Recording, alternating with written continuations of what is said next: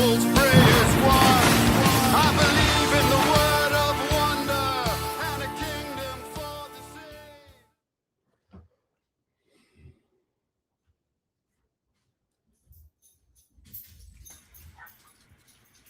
We're live. There it is. Here's Luciano's. He's on. Okay. Perfect timing. Hello Morning. there. Good morning to everybody. Ciao. Hi. Thanks for having me. So Great Larry pleasure to Pollock be here.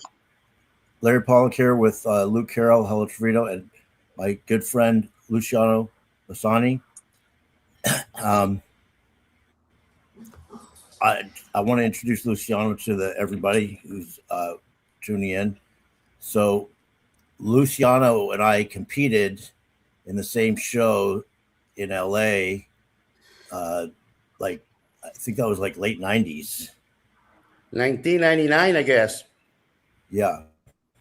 And the Ironman. Yeah. And I believe you won the whole thing, the middleweight and the overall.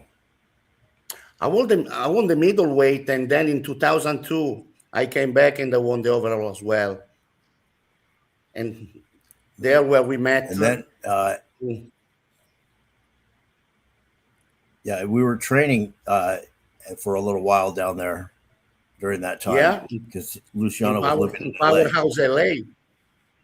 Yeah, because I was working at Powerhouse LA, and you were coming down and join me, and that where our friendship start. And then we lost for a while because I relocated to Europe, to Switzerland first, and then to Italy, where I am now. And just by chance, we touched base again. You know, you saw my contest in Toronto, and then I said, I know that guy, and I contacted you. Yeah. So Luciano competed in the open bodybuilding in the 212 and 57. And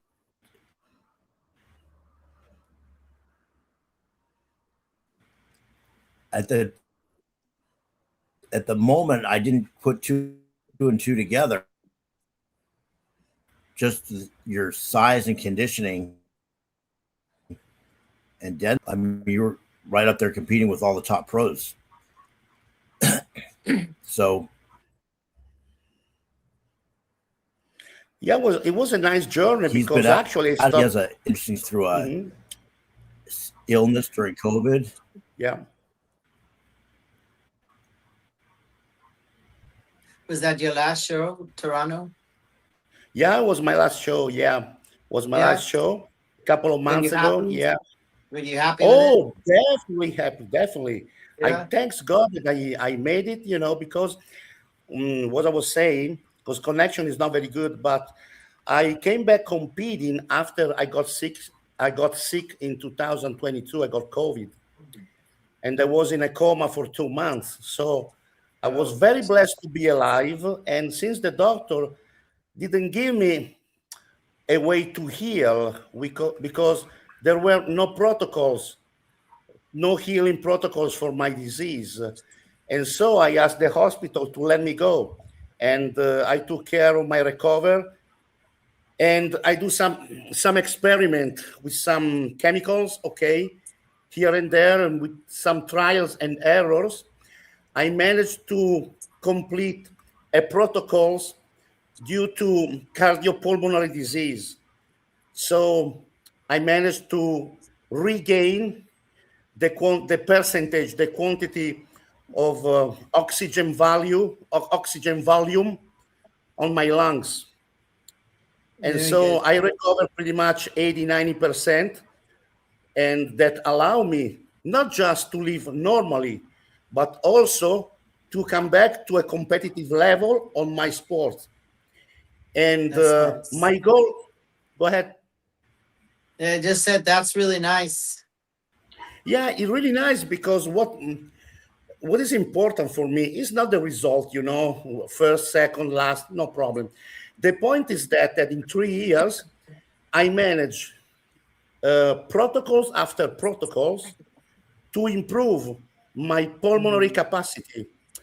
And I believe between this year and next year, me and two doctors that I cooperate with, we now have a solution, a general solution for people that had my problem, my pulmonary problem. So I hope that my experience can be help for lots of people, hopefully. Yeah. Yeah, hopefully. Yes, Very I good. was in I don't know if you guys can you see those pictures? I mean, it's very impressive, not just to come back to normal life, like you said, but to be competitive in the sport of bodybuilding, because this is a sport that requires a lot. Yeah, it takes a lot. It takes a lot. And the point is that when we push a lot, because after all, we are bodybuilders, we push weight, you know, and the pulmonary capacity is very important. And for me, it's very tough sometimes. But I manage, you know, to go over that. As a matter of fact, I patented a new stepper, okay? And in a couple of months, probably we start the production. We'll see now. That allow me to break that point. Okay, it's just like a normal stepper, but I can work on how much pressure I can put, which is a lot. And so it substitute squat, leg presses, okay, and so I can control my breathing. So what does this protocol exactly consist of? Okay, the protocol is a chemical protocol. So as a matter of fact, I am not allowed to talk about. Okay. First of all, because when I spoke to the head chief of the hospital, and I told him, I do this and I'm healing now, he just said, okay, I see something that I haven't seen before, never. But if we try to ask for to take you as a study, okay, we go against the pharmaceutical corporation. And so he said, very happy you're making it, but we cannot do that. Right. But it worked. I'm here. Oh, my phone flipped out. Oops. Not only you're here, but competing at a high level still. Yes, even after all yes. the things you went through, you're still competing at a high level, and Yeah. still like in amazing condition Yeah, the condition. for all these years. Okay, first of all, we belong to the old school, Larry. Okay, so in my case, I mix the training that we used to do back then, so it's kind of hard and intense, okay, with the new chemicals available on regarding bodybuilding, okay? So it's a connection. It is a connection. And it's very specific, okay? And anytime we talk about this issue, we have to make sure that we have to make people understand that every case is a single case. So we have a big picture, okay, of the protocols, but then it has to be like cut in everybody, in everybody's body, I mean, in his own body. Sorry for my English. I'm trying to explain the best that I can. So the terms is we have to tailor, okay, in the single person. Right, for the individual. Yeah, for the individual. So we're going to get into some topics. There was an announcement made by Hadi Choopan that he is not going to be able to make the Olympia. And I'm going to pull up a post that he put up online because it was posted all over the place last night. But in reading through the comments, even though Hadi stated exactly what happened, of course, all the morons out there are coming up with conspiracy theories and nonsense about all their different ideas about like why he can't come, including Nick Strength and Power. He said some really stupid stuff last night about like, I don't know if people just don't understand what's going on in the world or they're just that dumb. I can't figure it out. Because he stated exactly what the situation is. So I'm going to pull that up real quick.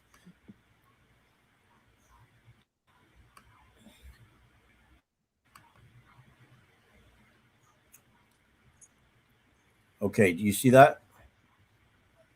Yep. Yes. Okay, I'm going to go to the next slide. Okay, I'll just read this real quick. With a heavy heart, I've decided to withdraw from the 2026 Mr. Olympia after competing in the last 7 Mr. Olympias. It is extremely difficult for me to announce that I will not compete at this year's 2026 Mr. Olympia. I was very excited to return to the Olympia stage. I worked incredibly hard this year to bring a new version of Hadi Choopan, bigger, improved, and better than ever. Everything was planned. I had my interview scheduled for Friday morning, August 21st, at the U.S. Embassy in Dubai. I packed everything I needed for my trip to the United States. My plan was to fly to Dubai, stay there for a few days until my visa process was completed, then take the first available flight to America to finish my preparation. On Wednesday afternoon, I went to the airport in Sharjah to take my flight directly to Dubai, but was not allowed to board. I was informed that my 10-year UAE Golden visa had been deactivated. I immediately decided to fly to Tehran and try again from there. Unfortunately, I was given the same information. I was told that because of the current political situation and restrictions, I would not be allowed to enter the UAE. As a result, I missed my scheduled interview at the U.S. Embassy. Continued in the first comment. Okay, so basically, for people that are confused, whoops.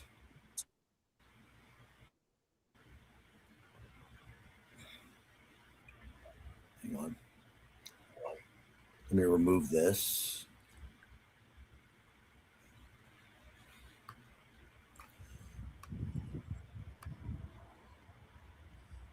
So anybody who's confused about what happened to him, he was not allowed to come because of the United States or COVID or any weird conspiracy theory. He was not allowed to come because he didn't ever get to go to the U.S. Embassy in Dubai because the UAE won't let him in.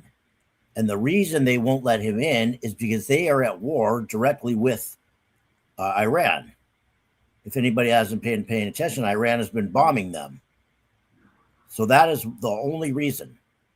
It's not because the United States didn't let him in. He didn't even get the chance to go there to apply. And the only reason I'm bringing this up is because I saw all these idiots in the comments talking about all their weird ideas about like what we did and why he can't come. It was similar to that. Why, the UAE do you know why he's applying? I know he missed his appointment at the embassy in the UAE, but why can't he apply from Iran? Because Iran doesn't have an embassy there's now. nowhere for him to. They don't have an embassy. No. Because when two countries are on war, the states on war rely on the third state help. So let's say Switzerland and Italy are on war. Okay. Here we don't have the embassy, but we communicate with Switzerland through the Swedish embassy. So a third party. But the point is that, I mean, what we see here from Europe, because we are very, very involved on this kind of geopolitical issues, which is it's a very scary situation because I deal with geopolitics in my job, sometimes. And right now, there's a shift in our power, okay? And so let's talk about our sport, okay? Bodybuilding is risking to lose the Mr. Olympia in USA to bring somewhere else. Because for reason connected with the dollar, okay, now a third world war has already started, okay, but we don't feel it in our soil. But it's already been fought in Ukraine and Iran, okay.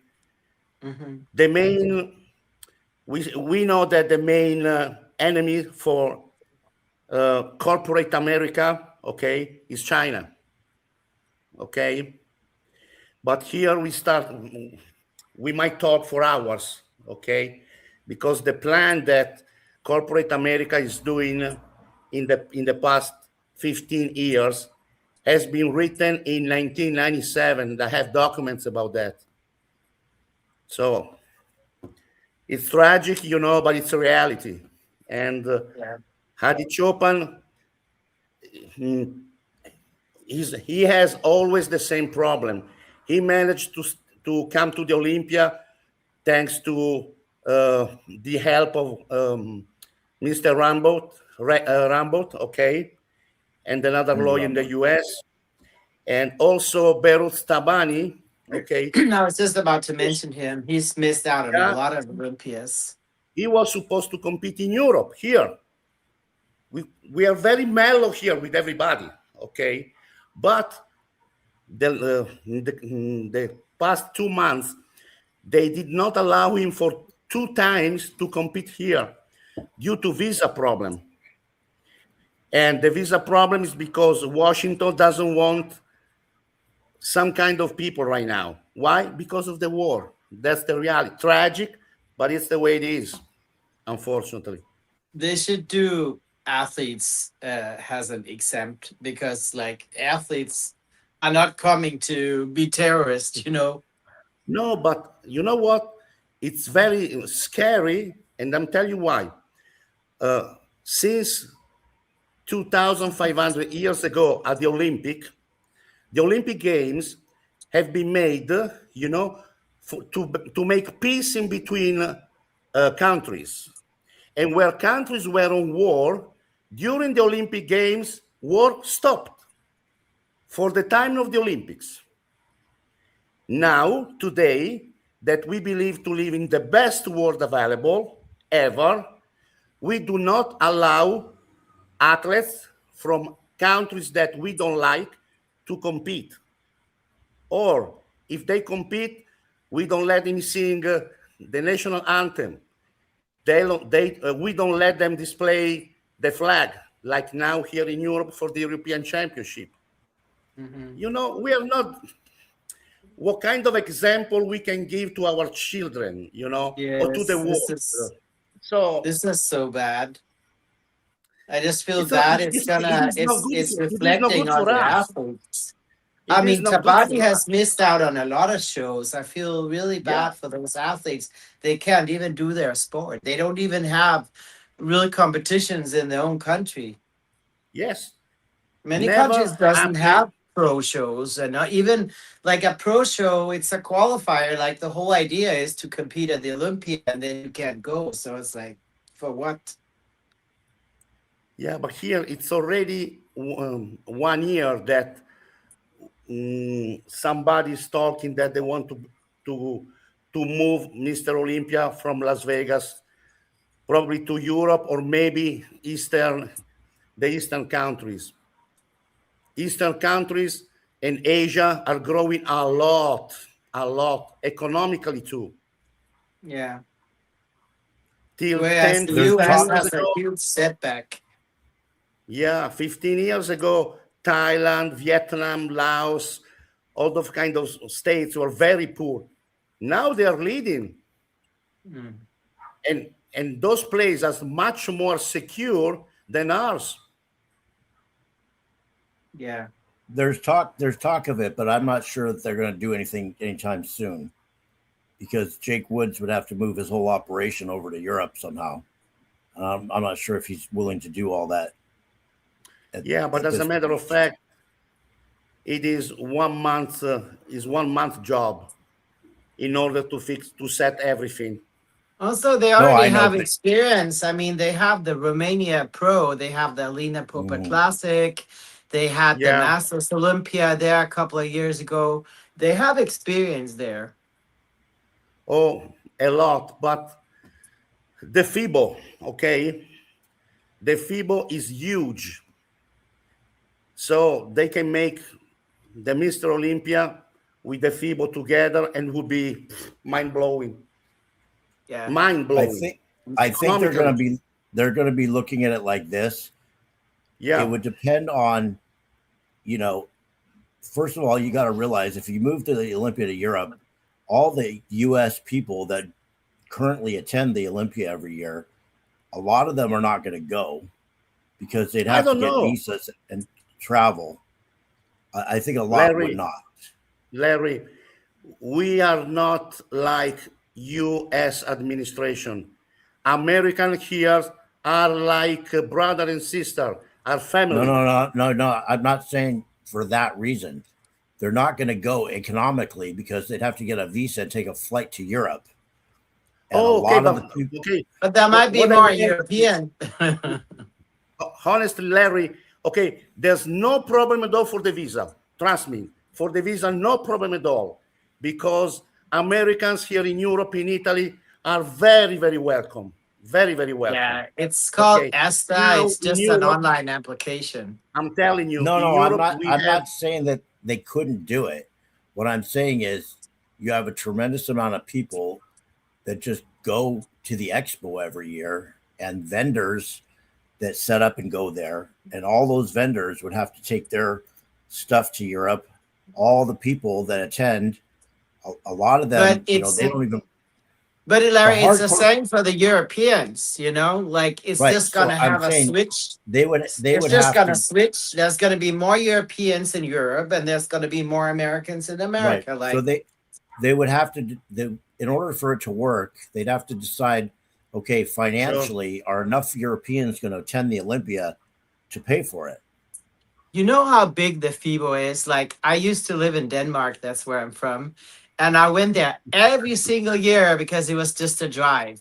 It is bigger than the Arnold Classic Expo. It's bigger than the Olympia Expo. There's something about like 20 sports halls filled with equipment. One hall will maybe hold, I don't know, 12 fully equipped gyms. Like it's just crazy big. It's hundreds of thousands of people that come through Thursday to Sunday. And I can see Olympia being held there if they wanted to. It's a possibility. I'm saying that Jake Woods and his team would have to decide if it financially makes sense to do that. Absolutely. I mean, they have to see. They actually had a booth. I was at the Wings of Strength booth a few years ago.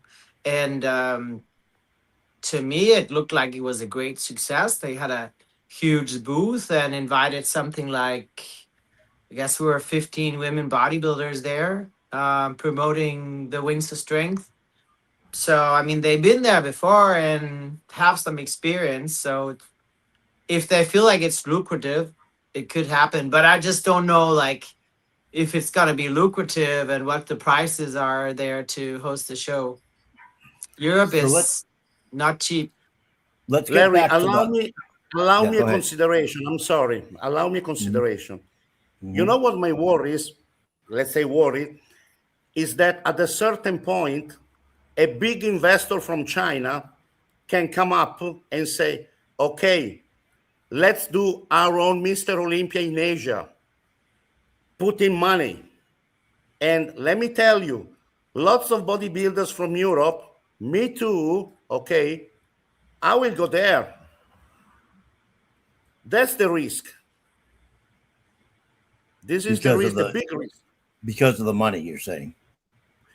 No, because of the geopolitical situation, Larry. In this moment, the reputation of the USA is below the feet. It is below the feet. In certain places in Asia, Israelis and Americans are not allowed, Larry. I have people that go. I know about that. With no reason, but this is the point. So let's be very careful. We are living a time very, very dangerous. Historically speaking, sure. we are living in the same condition like 1900, right before World War I. Okay, here in Europe, life was very easy, very pleasant, and at that time, nobody thought another war would ever started. And then, boom, World War I, World War II, and today. Until a couple of years ago, 5 years ago, 10 years ago, we thought that not another world war will ever happen. It's already started, guys. And I'm worried about. No, it's for real. But a lot of people, I'm telling you, they're just ignorant to what's going on. You can see it in the comments. They have all kinds of weird ideas. I understand. I agree with you. It's a huge problem, and we're not going to solve it on this podcast, obviously.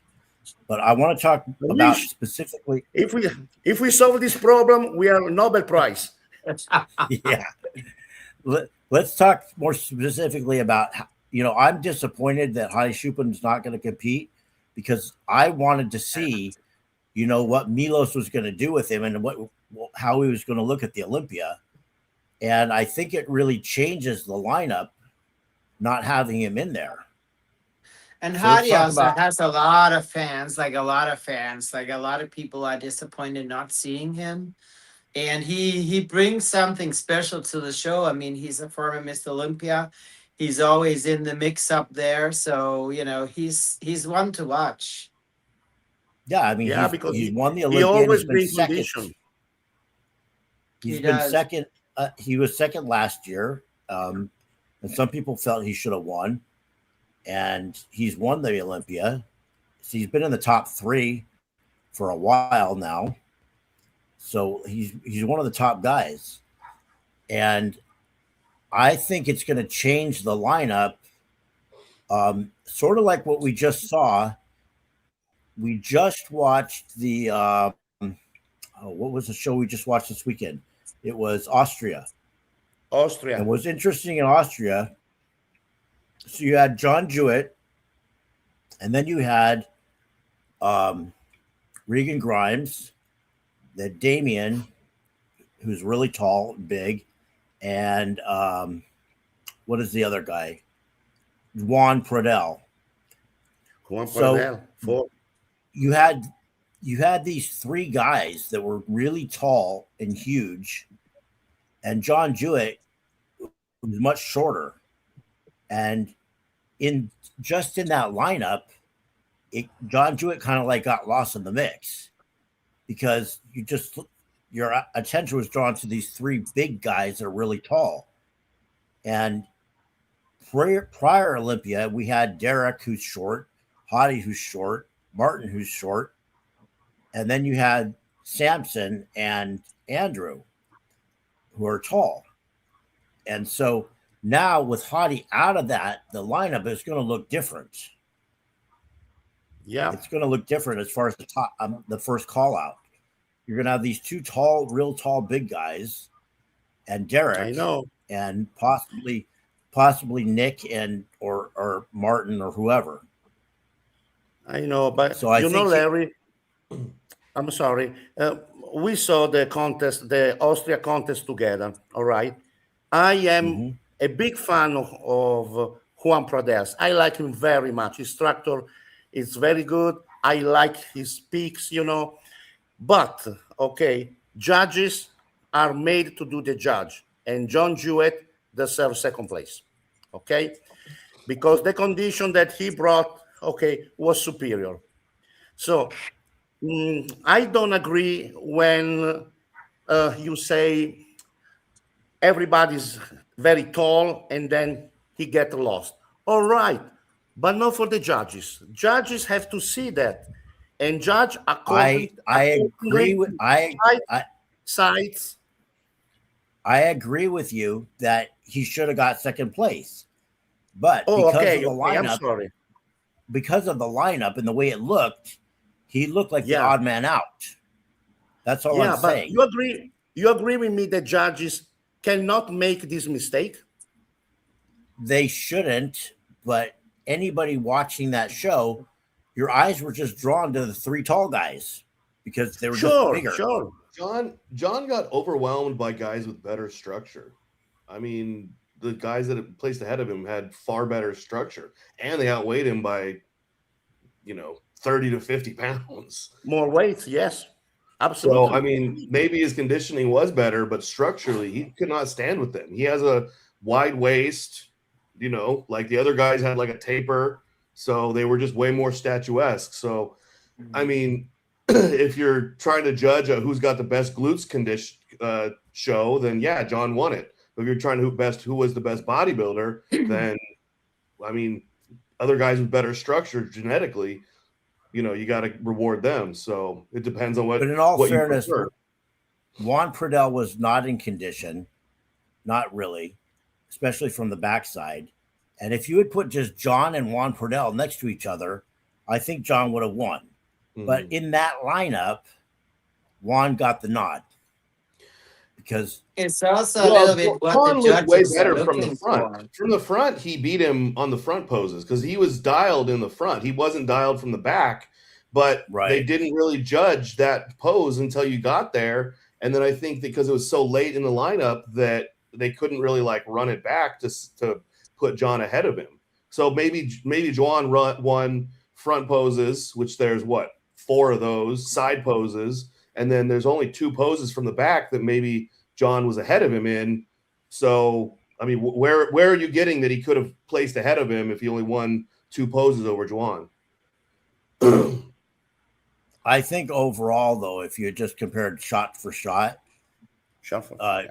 John probably could have beat him on more poses based on conditioning, and he's got less. I just think that Pradell was very, very convincing from the front. I was surprised that he was in as good a shape as he was in, and he has such beautiful structure.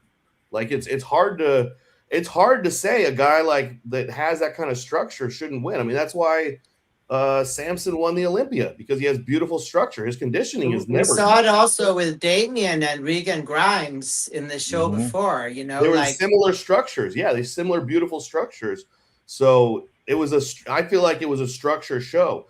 The Olympia, like you said, the last several years has been a mass monster, short guy Olympia. And then there's this odd man out here and there in Samson and Andrew once in a while. But there's of the top 6, 4 of them are under 5'8",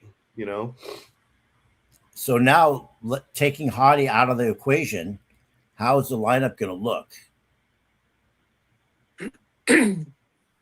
To maybe edge everyone out.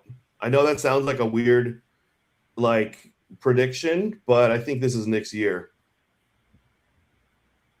Nah, it's Samson's year. Samson is coming back with a vengeance. I mean, yeah, I think he's going to look big, enormous, but his conditioning, exactly what you're making the reason why John in Austria, Nick is going to make Samson look like he didn't even diet for this show, conditioning wise. He's just so blocky, though. I agree, but structure. I agree, but if you come down to who's got the best conditioning, that's why Samson didn't repeat the Olympia, because his conditioning was not the best. Well, also everything was off. But him winning the Olympia was an anomaly, because he didn't have great conditioning the year he won the Olympia. He just kind of barely edged it. Nobody was great that year. All right, I want to make an odd prediction, okay? Nick Walker for the win. That's what They're I'm having a saying. power Because outage. here's my reasoning. I think Samson will come in. He looks, I mean, he's enormous right now. He looks insane. But I mean, the best he until ever those pants looked. come off and we see what his hamstrings and glutes look like, there's no telling how good he's going to be.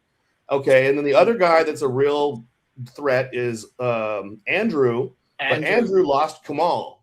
So I'm thinking that was his, like, special thing to get up there. So maybe, I don't know if he's going to push as hard as he has when he got these top placings the last couple of years. And we already know that Nick can compete with Derek because he nearly beat him at Pittsburgh a year or two ago. So I don't know. But it Nick's also kind of wasn't an Derek's underdog. best. It also wasn't Derek's best at that show. It was pretty good. He came back from the Olympia, losing the Olympia, and he won the Arnold Classic. And then a week later, he did the Pittsburgh. But it was a close show for sure. A lot of people thought maybe Nick beat him. So I know this is a underdog prediction. This was 20. This is 22 hours ago. From Nick. Nick is my underdog prediction for winning the Olympia this year. I think these were, let's see, when was this taken? 2 days ago. Check these out. That looks like MI40. I mean, that's pretty freaky right there. It's in my 40. Yeah, I mean, he looks freaky. He's gonna come in good condition and everything. He's only gotten better. This is he's gotten better. He's huge. His Tampa showing was probably his best of his career. Yeah, he just lose on the front lat spread. That's all. Besides front lat spread, he's on top all over. Yeah, the side poses and the back poses, he's very dominating. Yeah. Front double biceps too. So if Samson is in shape, then he doesn't have a chance. But if Samson's not dialed, he could maybe. I just think he'll be up in that mix at least. So you think he could beat Derek? I think he could beat Derek. We've seen versions of Derek that Nick had a better physique at this last Tampa show. I also think with Derek, there's a few things like his arms is a bit small. His chest doesn't really striate. He's got a few things that is missing. I don't know if he can. I think maybe what you're saying about he looks a little bit soft through the shoulders and pecs is just his genetics. I don't think he necessarily maybe has the tightness right there, the hardness right there.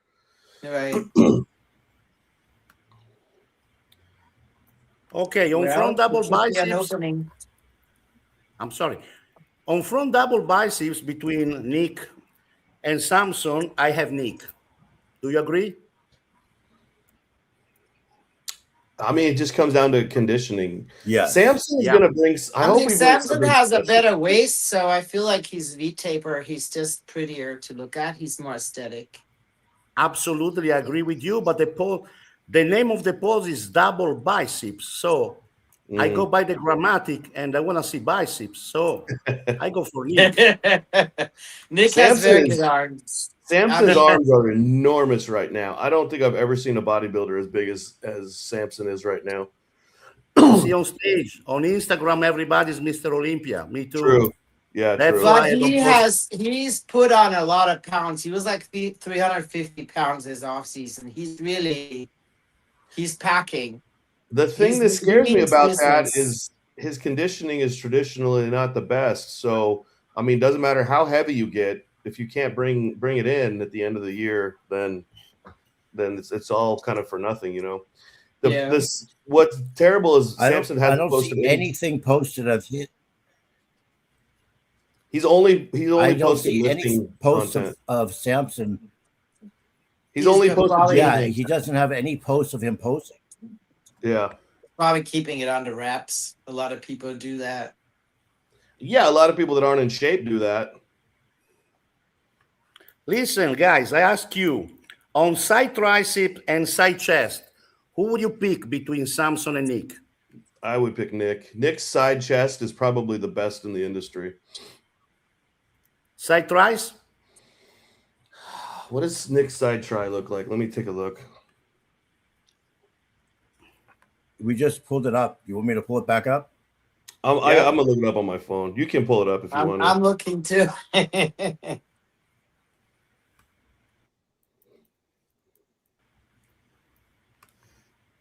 Oh, you just had it. Yeah.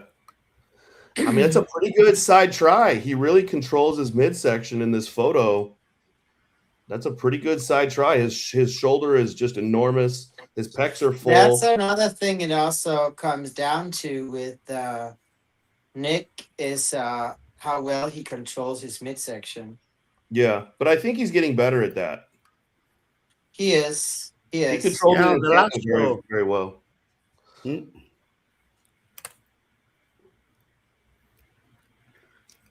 So Okay, there's the let's side say- try say- right there. Yeah. I That's go pretty with good. Samson. I'm looking at his tricep here. I mean, enormous. And yeah, but do you see a side tricep pose, Yeah. or just where are you seeing that? On his page, there's a picture. I think it's like a guest posing.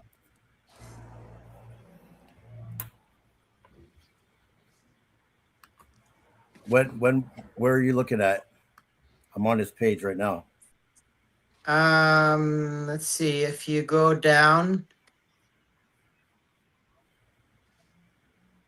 Wait, I just scrolled Oh, away this from one here. No. It was This at is a a guest posing. Guest posing that he did a few weeks back. Mm. He does look pretty enormous right there. He's absolutely the biggest guy I think I've ever And seen. this is August 8th. So this is several weeks out.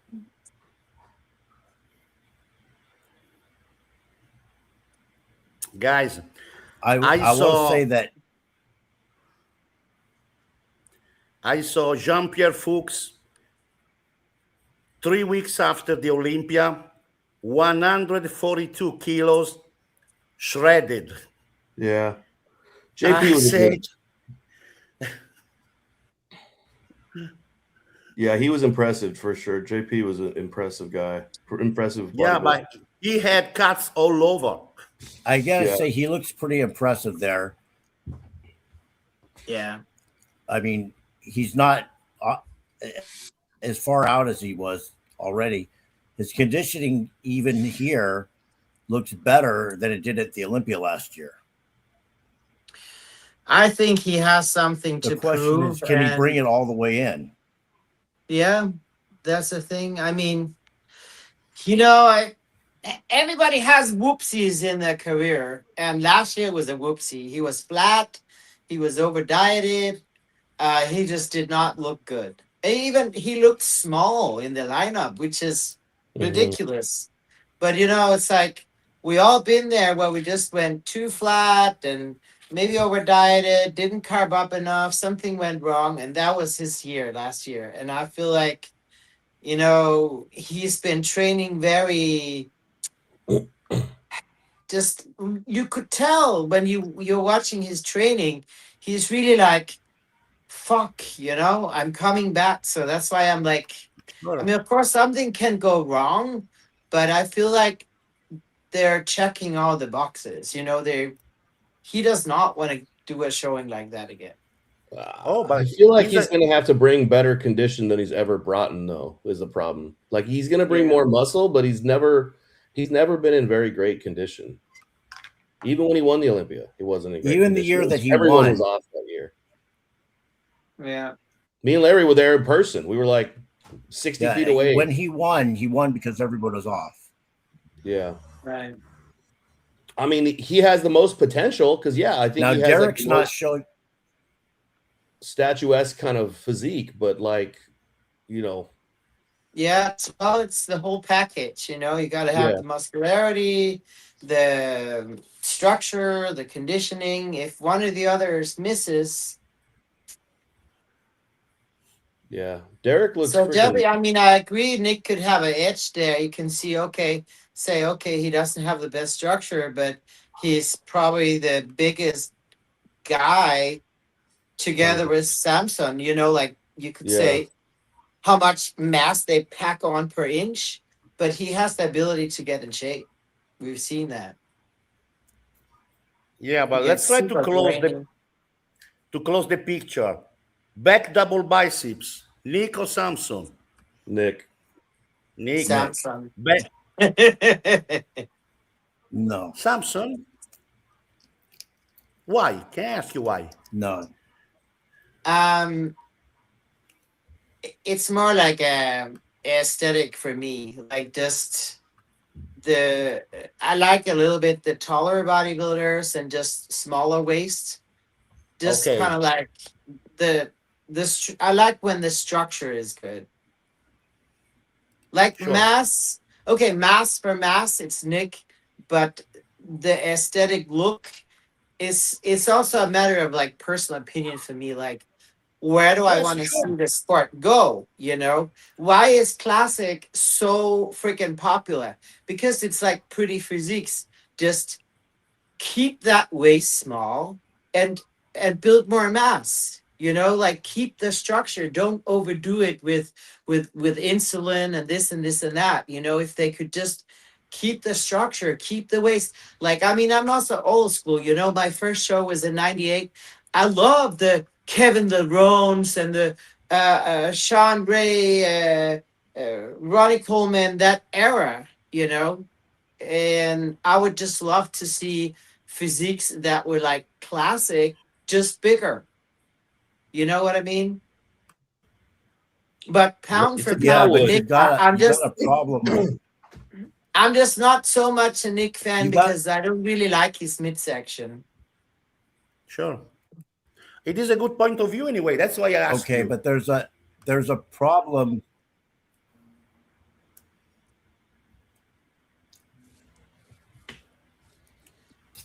So you're talking about an ideal of what you like, but when you talk about Kevin Levrone and Sean Ray, all these guys were in condition. You know, True. they were all in condition. Samson's not. He's never been. Well, that's So what we're that's the hoping to problem. see, that he If finally Samson comes in brings it. peeled like Nick, if he comes in peeled like Nick, he wins hands down. No debate. But he's never been peeled in his whole life. Mm-hmm. So Mhm. you're betting on this 1 year that he's going to come peeled in a few weeks, in 4 weeks. We've never seen it. I mean, No it would be something competition that absolutely he's ever special competed in if he He's does. been fully in But condition. I just don't know if he has the potential to do it. Maybe genetically he can't get that peeled. Do you think some people can't get appealed genetically? Yeah, I think look at Derek Lunsford. There's something about him. He's never got been able to the get in that kind of striations in condition. his glutes you ever seen, but he's soft through his pecs and shoulders. So I think that maybe there's body parts of people that have a hard time that genetically can't get peeled. You know Right. what? I have the same opinion, but Samson Dauda, my opinion, may come on stage shredded, but he had to accept the fact that he has to lose 10, 50 kilos, at least 20, 30 pounds. And so I agree with the genetic point of view. But he wants to go. Yeah, maybe he has to get comfortable with losing that extra little weight. But I mean, they tried to do it last year, and I don't know if he had fake gear or if he tried to just over diet and it backfired on him. But they tried to bring a crazy peeled look last year, and it just was way off. So Yeah, but I mean, we don't obviously know. they did something wrong. I mean, it's like It's hard to tell. Like some people, they take a while before they kind of find the recipe for them, and other people they never get in that kind of condition. So it's like, we'll just have to sit back and watch and see what he brings. But I'm obviously I'm a fan, so I hope he gets it together this year, and they find that recipe for him, that what works. Yeah. Okay. Starting to the point that I am a fan of all of the bodybuilders, because we know all the efforts behind. But Samson and Andrew, okay, they will never be Mr. Olympia remembered as a great Mr. Olympia because they are halfway. They are big, but they are not in the extreme condition like the Mr. Olympia known from history, no Hall of Fame, Yeah, Ronnie and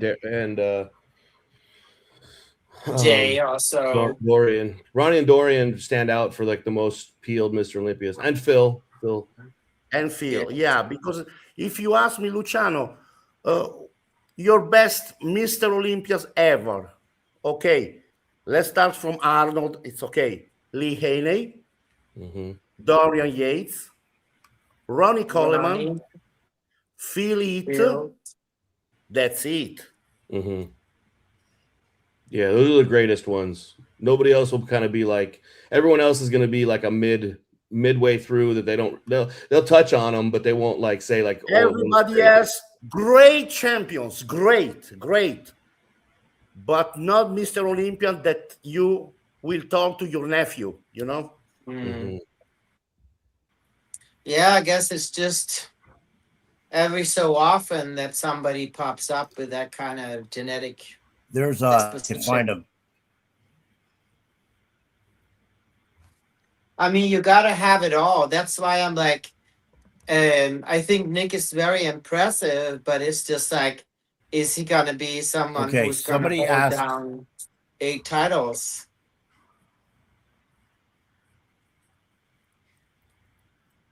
Right now, Andrew Jack is the more pleasant because he has lots of sides.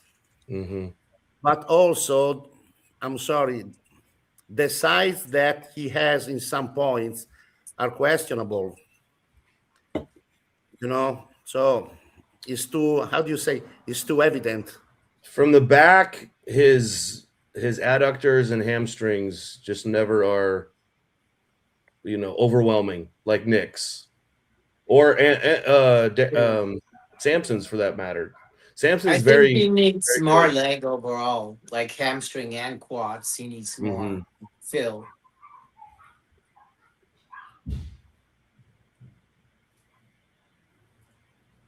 Very aesthetic. So somebody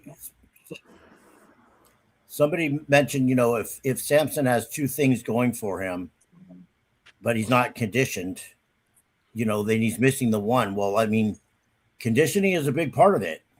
If you're not conditioned, then you can't be Mr. Olympia. Yeah. But that's part of the equation. Yeah. The point is that he won the Mr. Olympia against Hadi Choopan, where Hadi Choopan was big and shredded. So yeah, and structure, you gotta kind of have it all, I guess. And I think Nick has grown to a point where his structure is like getting better because he's getting so muscular. If that makes sense. Like now his arms and his legs are getting so big that he's almost developing structure. No, you're right. I mean, if you can't get your waist smaller, you build more out, right? Yeah. So that's what he's done. He's just gotten bigger up top, gotten like his quads used to be a bit of a weak point. Yeah. Let's look at 2 factors. Okay, you had Nick versus Derek in Pittsburgh last year. And a lot of people had Nick winning, but the reason for him not winning, their only reason for him not winning, was because he didn't have control of his midsection. That was it. Now you had Nick versus Andrew at the Arnold. Again, the reason they said that he didn't win, the only reason, was because he didn't have control of his midsection. That, according to the judges. Now you saw Nick in Tampa. He did have control of the midsection, at least while he was competing, the whole time. Not one time while he was competing did we see the midsection distend. So he's fixed that problem. Mm-hmm.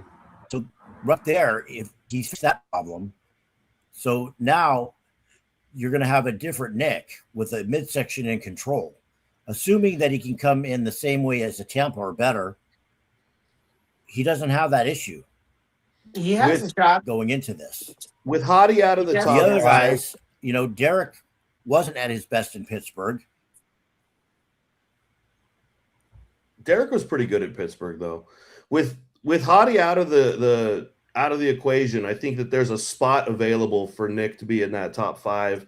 And if he's in the judging of the top 5, then he's got a potential to climb that ladder to win it.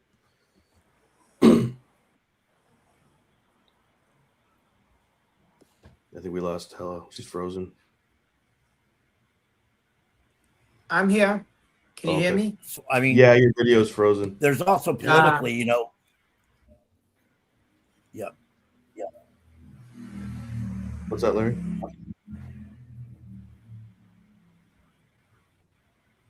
Yeah, I heard. I think Larry's frozen right at the moment. Everyone's freezing. Everybody is freezing. I'm frozen? No, you're good now. Yeah.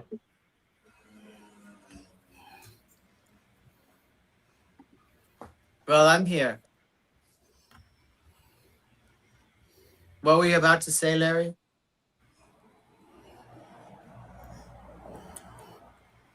How are you going to say? I think he's having lagging out. His video looks like it's working, but I can't hear. Is she frozen or is that me? You're fine. Your video's fine, but her video's frozen.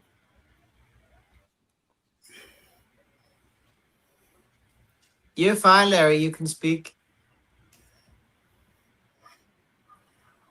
Oh, I can hear you now.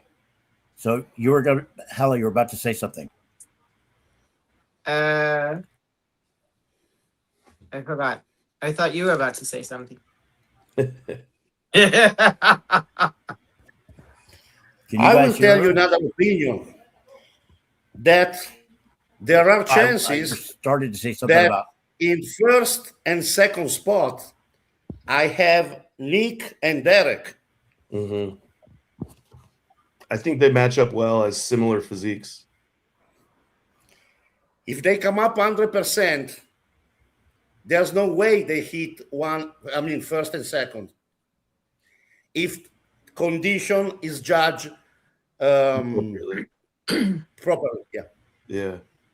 So what's your top? What's your top 5? Nick, Derek, Samson, and Andrew. And on Martin. 5th, who else we have? Martin. Okay, Martin, my opinion, is the kind of guy, he's a very great athlete. But in order to impress, he's the athlete that has to be 110%. Mm-hmm. 110% is a menace for top 5. Mm-hmm. If he's 100%, it's like others. He can lose on the lineup. So he has to bring a little more. But just the little more is that shift that makes him unbelievable. Yeah. Because he emphasized his structure, his waist, the way he comes up, he flares, beautiful. We've seen him. We've seen him nail it, like at that Prague Pro. I think maybe was his best showing. And if he's slightly off, he ends up being watery. But if he's really nailed it, he's hard to beat, in my opinion. The last two shows, we actually seen him being off and being kind of watery. Yeah. I don't even remember, how did he qualify for the Olympia? Yeah. Do they take top 5? Because he got 5th last year. Yeah, because I felt like he didn't win a show this year. Okay, Martin was in great shape, for what I remember, when he turned pro in Brazil. That, in my opinion, he deserved second because Good Vito was out of this world, okay? But for some reason, they wanted Martin to win. But he was in a perfect, shredded in front, on the back, shredded, fine. The 2 contests after, the same, great Martin, okay? Then, after the Olympia, he faded a little. He was still very good, unbelievable, but not that 110% I was talking about. They make him different. So if Martin doesn't come in like 110%, who you got for 5th? Who else we have? Tell me some names. I mean, maybe James Hollingsted. No.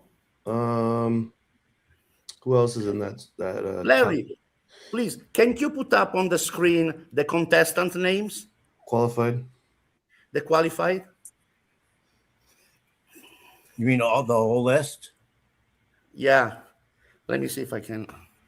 I'll do it by myself, maybe. As far as everybody? The Mr. Olympia. Yeah, hold on. Yeah, the Mr. Olympia qualified. Let's look at the list.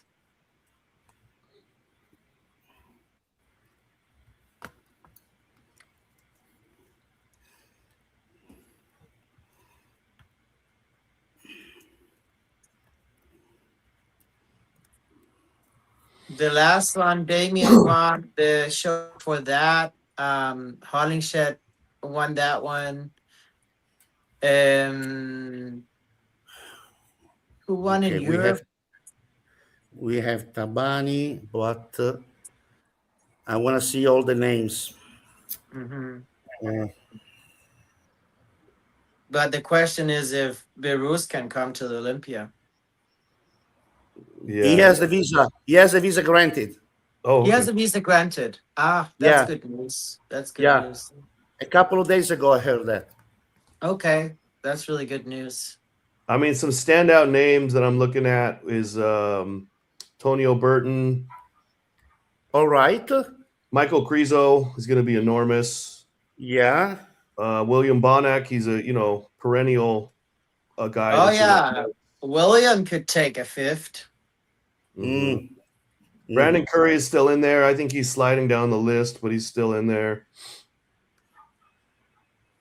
Danilov. Sergey Danilov. I'm sorry. Sergey Danilov. Yes, top 5. Okay.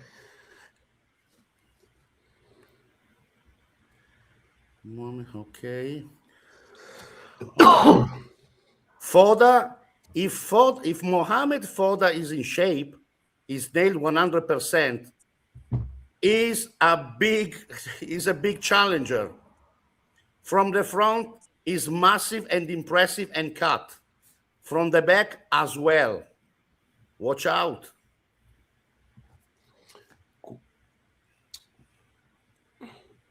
Yeah, there's a lot of talented guys that are newcomers. Like Quentin is a newcomer. Sarati, he's been around forever, but I think this is his first Olympia. There it is. Edward Carbo. Yeah, he's kind of new on the scene, but his pictures from like a year ago were insane when he did that kind of like arms behind his back, shoulders and arms and waist was insane. Yeah, He won a couple of months ago here in Italy. Yeah, but he got beaten by Jordan Hutchinson. So, he's obviously the next name on the list. No, he beat Jordan Hutchinson. I thought that Jordan beat him at the other show in Portugal. Did Carbo not do that show? I don't remember that. I think Carbo might have won in Italy or Spain, and then Jordan won in Portugal. I do not remember that. I'm sorry. Yeah, I think that's correct. But if I have to judge by not by name but by physique, Edward Carbo He's very impressive. yes, absolutely top 10. He's a guy that I think could climb the list too, because he's a newer guy. I see him kind of like an Andrew Jack, like a little bit unknown, but if he keeps going at the rate he's going, he could be climbing the list up higher and higher on his placings because he's such an impressive physique. Yeah. Oh, by the way, somebody jumped in here and said, Hadi, I guess you missed the first part where we talked about Hadi's not competing. So just someone in the comments. There's no Hadi in this anymore. Yeah. So he's been removed from the equation. My picks right now, I think Derek can win. And I still think I agree. I think I think Nick can win. I think Derek's gonna get second. It's between them for 1 and 2. And then I would have Samson if he's in condition over Andrew. But if Andrew's in condition and Samson's not, then Andrew beats Samson. Do you think that Andrew not having Kamal is going to be a huge factor for this Olympia for him? It's not easy to switch coach, but he switched to a good one that understands his body. But it's always an advantage to have worked with a coach for multiple shows because you. But is his new coach training him? Because Kamal was training him and pushing him through the workouts. He's still got Chris Aceto as his coach. But that's not what I'm talking about. I'm talking about his trainer. Yeah, I don't know. I don't think the last clips that I saw of him training, he just had a spotter guy. I don't think he was a coach. Yeah. So that's what I'm saying. Without that push, will he have a different physique? That's the difference. Yeah. He doesn't have a trainer like Kamal with him right now. He's kind of doing it on his own with whoever in different workouts. He has different people spotting him. Yeah. So I think that's a factor. Let me ask you guys a question. Yeah. Let me ask you guys a question, please. But do you think that professional athletes like we are, we need a coach for training? No, you know what? I'll say this. For people like you and me, no. But Andrew's pretty new at this. He's only been competing and training for a few years. And he has been known to be kind of lazy in the gym. Okay. He's not a hardcore training guy. I'm fine with your answer. You hit the point. Laziness. I'll also say this, so I've been a pro for 21 years and I have had a trainer on and off, but it's been more like two things I love to learn. And the more people you can train with, I mean, sometimes it's been other pros, sometimes it's been a professional trainer. I trained with Charles Glass for 2 seasons just to learn to make my repertoire bigger. I think you should never stop learning and never be like a know-it-all, because you want to develop as an athlete. That's one reason. And then I also find that it's really nice at that end stretch when you're really tired and you feel like you're suffering and you keep having to motivate yourself and push hard on the training and push hard on the cardio while you're on barely any carbs. And it gets really difficult. And I find it beneficial to have a trainer at their last stretch because they can just you know, it's like having that support and somebody to push you, whereas you might have been like, oh, I'm also tired, you know, I'm also flat, I'm also like, oh, maybe it's enough now, you know. It's like, Yeah. I mean, even just somebody loading and unloading your plates would be a oh, huge help. huge help. If you're not Like, I having to, get to a point where I just want to sit down, you know, yeah, every time I do a set and I yeah, done, I just want to sit down. the last So 4 weeks, you're Hella, like, listen to what I you're just, yeah, listen to what you're saying. You're a top pro that's been competing for a long time, and you're highly motivated, and you still get the benefit out of that trainer pushing you. Now mhm. you have Andrew, who's relatively new to this. He doesn't have that hardcore mentality on his own. He just hasn't. And that's why Kamal made such a difference when he was with him, because Kamal was pushing him to a Look, level of intensity that Andrew just wouldn't go to by himself. I think it makes a difference. Look, I've seen it like through all the years. Like those athletes that there are different types of athletes, and some athletes they just have that champion mentality. Like, yeah, I can train on my own and I can push myself on my own, and I'm highly motivated, and I always was. But I'm also like I want to win. You know, I don't give a shit what I have to do. If I can do something to make me 0.5% better, I'm going to do it, you know? Whereas I've seen other athletes, they just don't. And I'm like, I don't get it why you go to a show and you don't give it your all. Like, I have this like Hell, all or nothing mentality, but I've seen athletes that needs that push. They need to have somebody to tell them, oh, you can't eat that. You got to stay on. You got to be. They're the ones, the coaches and the trainers that really driving the athletes. So yes, Larry, I believe it can make a difference. oh yeah, but especially when you have a look at what happened with Dennis James and Big Ramy. Dennis James literally said he would have to force Big Ramy to get out of bed in the morning to go do cardio. He force him through the workouts, force him through everything. Like he babysitted him 24/7 because on his own, Ramy just wouldn't do all that. But he had Dennis like on him those last few weeks. He lived at Dennis's house, and Dennis pushed him to the level where he needed to go. But on his own, he couldn't do it.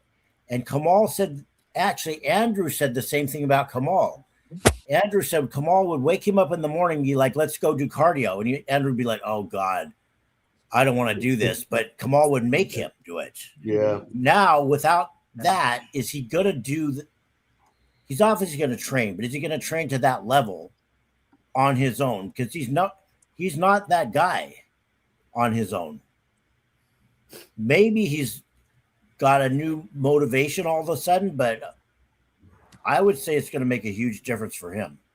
Yeah, I think it's potentially him. I think with Kamal, he really had a shot of winning this Olympia, and I think without, he may have a difficult time doing it. He's got the potential genetically, but without Kamal pushing him, I think that was what made the difference when he went from not winning, you know, the Arnolds and the shows he was doing into the top placings. I think is training with Kamal. So yeah. And now you have on the other hand, you have Derek and Nick that are like completely motivated. They don't miss a beat. Yeah. They don't need anybody to crack the whip. They'll do it themselves. Yeah. They have that mentality. Those are fighters. And even Samson, I believe he is, you know, in a certain way. Mm-hmm. But Nick absolutely is a machine. You see in his face, you see him when he talks, you know, with that anger. Yeah. You want to different characters, you know. You want to move on, Larry, to the last? Yeah, let's talk about the next subject. So let me pull this up real quick. It's on RX Muscle. I can start off saying I'm tired of this subject, man. They just keep like trotting around in it. You know, like we heard about it almost all year. Like, what the fuck? And this is strategic that they're pulling it up now 4 weeks before the Olympia. It's just strategic. And I hate when people don't just battle it out on the stage, but they got to do like strategic moves and do this and that, try and put doubt in the judge's mind, all that shit.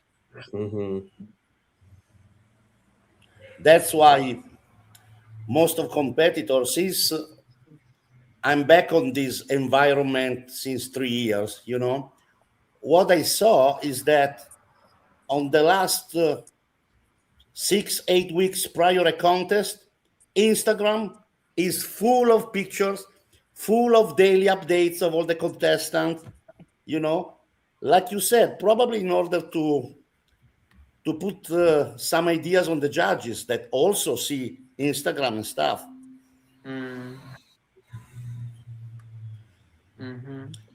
But yeah, I believe Instagram that is both like a blessing and a curse. But you know what? At the end of the game, you had to step on stage. And the point is that if on stage you are not what you published on Instagram, it's not a very good publicity for yourself. True. Let me play this little clip real quick. 90% of the white substance you see dissipates. And what's left inside of your body is plastic beads, plexiglass beads. Now, what happens next is what makes this a full implant. The physician, the doctor, puts that plastic throughout your body, and then they rely on the immune system to fight back. When your immune system fights back, it activates what's called the FBR.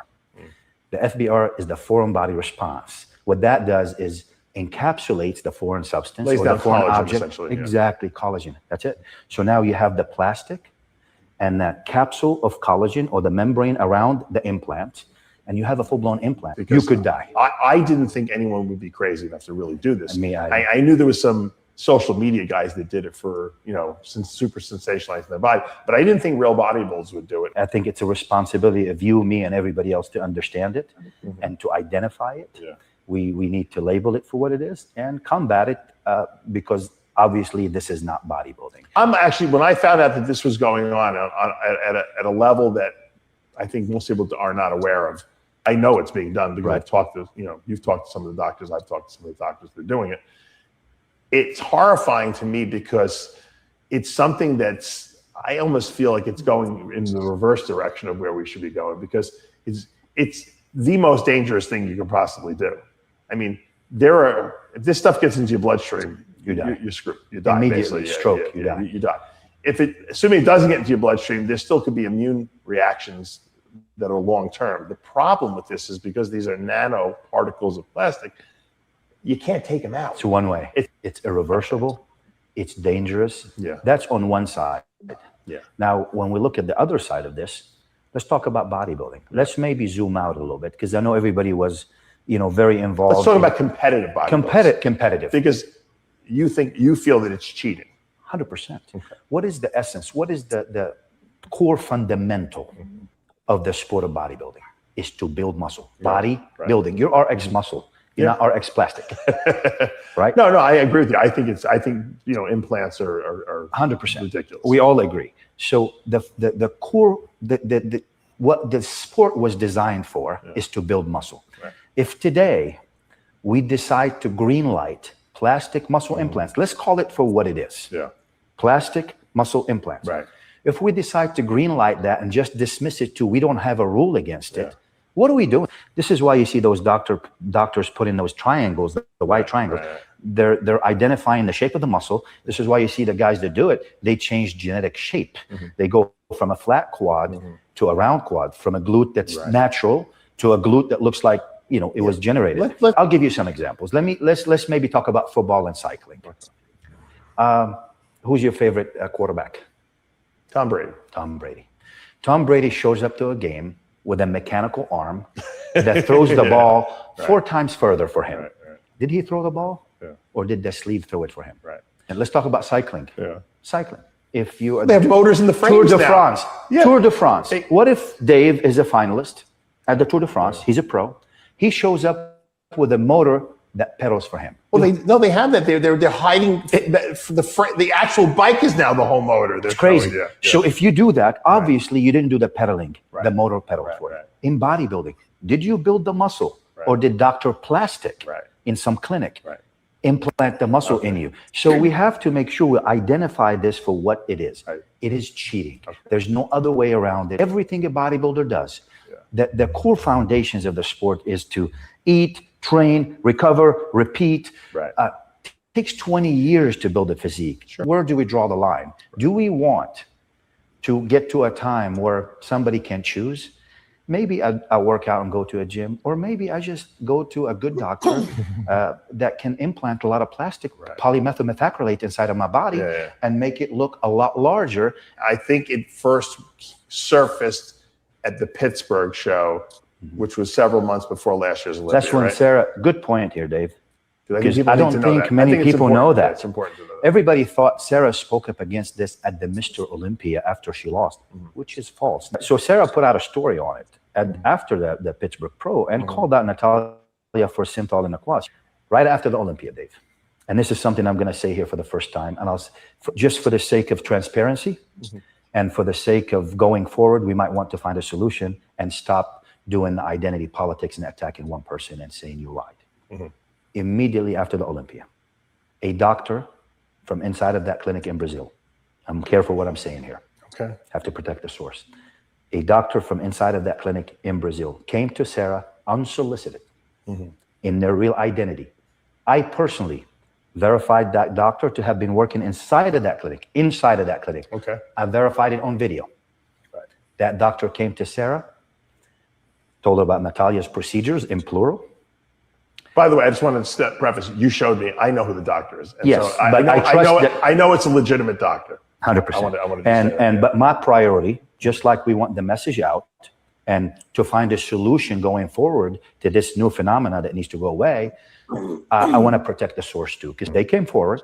I'm responsible for my words. I'm saying it on this podcast. I'll say it in a deposition, and I'll say it in a courtroom. They came forward in their real identity right after the Olympia and told Sarah the dates of the procedures, the exact dates, down to the follow-ups. Right. Where were they done? They sent a video of Natalia from inside of that clinic. Natalia was inside of that clinic. And now remember, when this information first came to us, it had lots of details, not only about Natalia's operations, things that are more than that. This is not a one-off deal. From a cheating standpoint, because I agree with you, it is cheating. It is an implant. It's just being dispersed differently than like a solid implant that would go under a pec muscle, for instance, or in a bicep. Would you be willing to put your money where your mouth is and pay for her to have her MRI done and a sonogram of her body to prove that she didn't do it? And then if she didn't do it, if it comes back that she's cleared, you and Sarah would issue a public apology to her. Would you do that? I think that's a great idea. I would love that. And if that MRI comes back negative, Sarah and I will sit right here in the same background and we'll give her a verbal apology. We can't just dismiss facts. Look, you don't have to believe. Well, I mean, you're putting it out there. That's a pretty strong. Why don't you sweeten the pot? Why don't you say, listen, if I'm wrong, I'll put up I'll give her $10,000 for her. Sure, $10,000 too. All right. Fly you to the lab. 2-day vacation after that. Just name it, Natalia. I want you to have a good time. because there's got to be, she's being accused of something. If she can clear a name, there should be some kind of ramification. You seem to be very, very convinced of the authenticity. We are. And Dave, people that know us, including you, know that we don't say something that we don't believe first, and we don't have information on. What do we do? How does this get policed?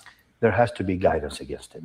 This is something that's new. You can't point fingers at anyone and blame them other than people that are doing it. Remember, Sarah was being attacked, being called a liar by at times Olympia media, saying you manufactured baseless accusations. Let me get to that point.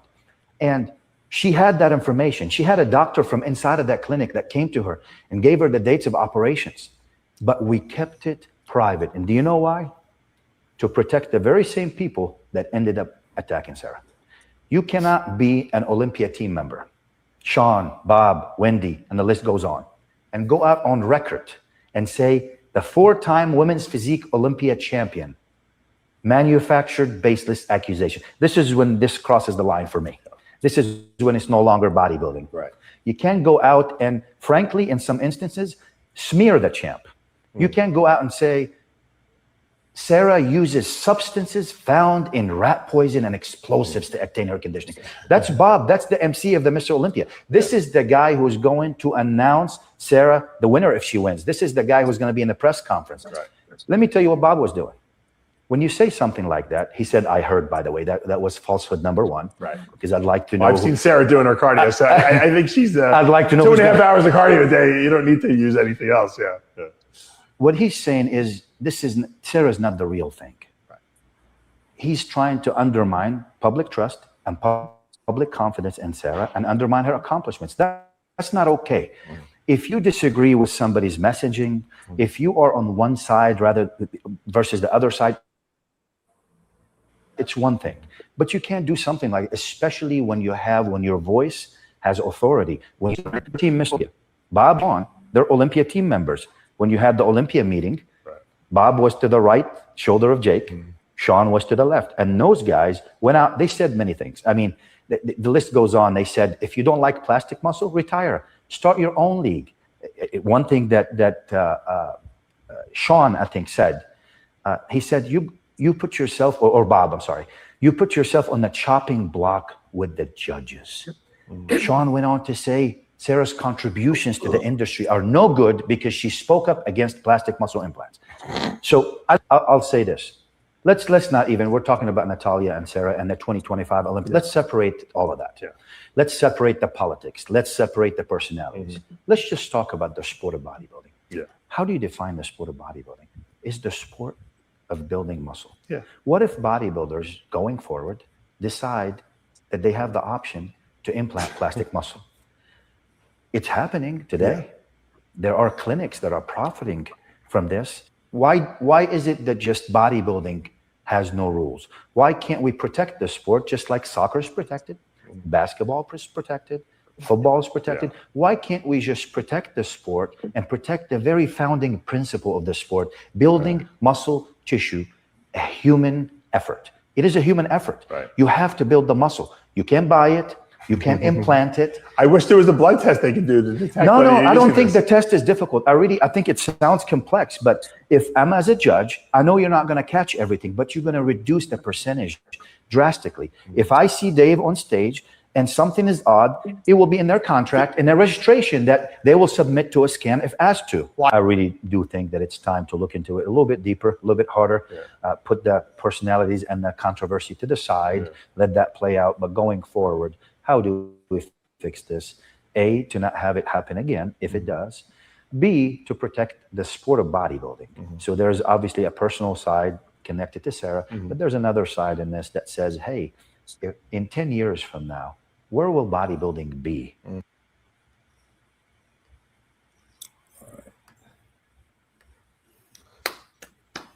Good apologies of nothing. It's like if you want to stop the wind with your hand, I'll say something that maybe not everybody knows, but those two have had a very long rivalry, and not like a friendly one. They've had a feud, like a very hostile feud, for a long time. And I just think you can have your opinions, like there's synthol, maybe there's this plastic thing or whatever. It's just, I also am against something that can harm an athlete's health, but that's something, it's very hard to come up against. Who's used synthol, who's used something else, like who's gonna pay for body scans? It's very difficult, and it's something that I think if you are concerned about somebody's health, like generally you should take it up with the IFBB and talk about it.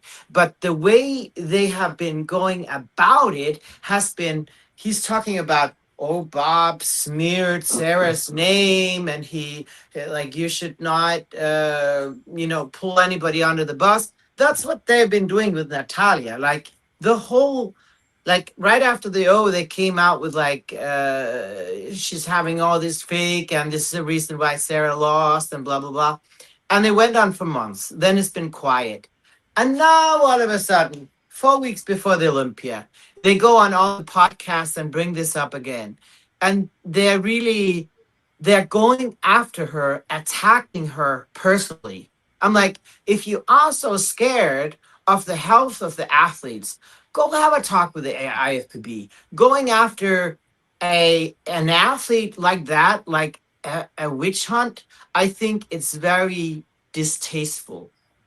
And it's only if you look at, okay, what could the agenda be? I don't buy this like, oh, it's all for the health of the athletes. No, they want to try and undermine Natalia's reputation, maybe sow a little something in the judges' heads or whatever the agenda is.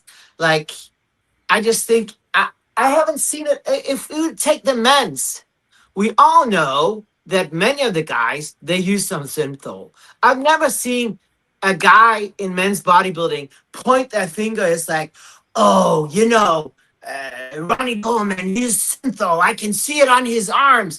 Oh, he grew 10 pounds. I'm like, yeah, Natalia got bigger. This douchebag from Muscle Discord, he posted like a 5-year-old photo of Natalia recently and compared with 2025.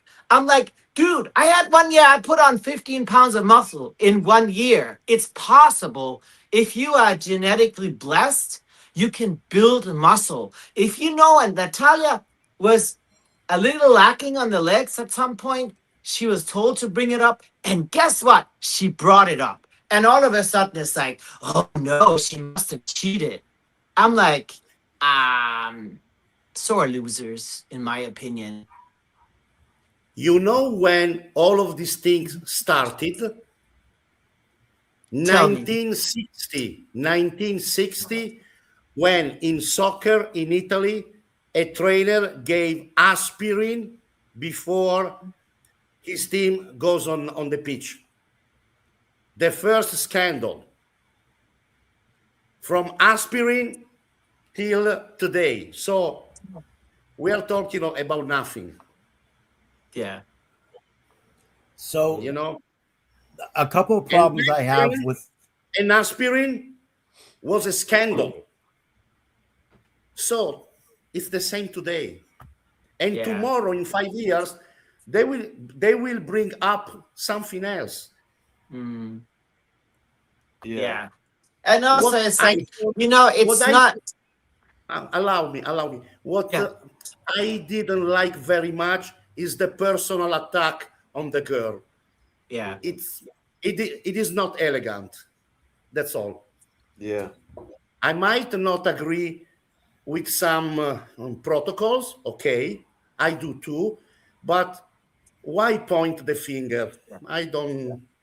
Personal attacks, like we should all like support each other in the sport. We should all stand together.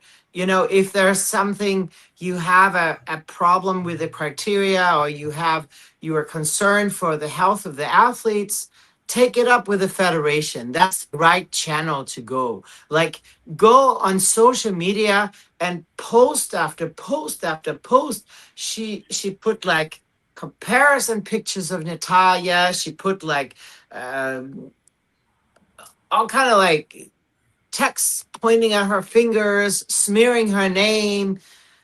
It's distasteful. It's too much, and I feel bad for Natalia having to go through this. Like, I mean, they didn't even like let her enjoy her victory. The day after, they went out and say, oh, it was cheating and this and that. And as you remember, it went on for months, this discussion. Finally, it died out, and people were fed up about it.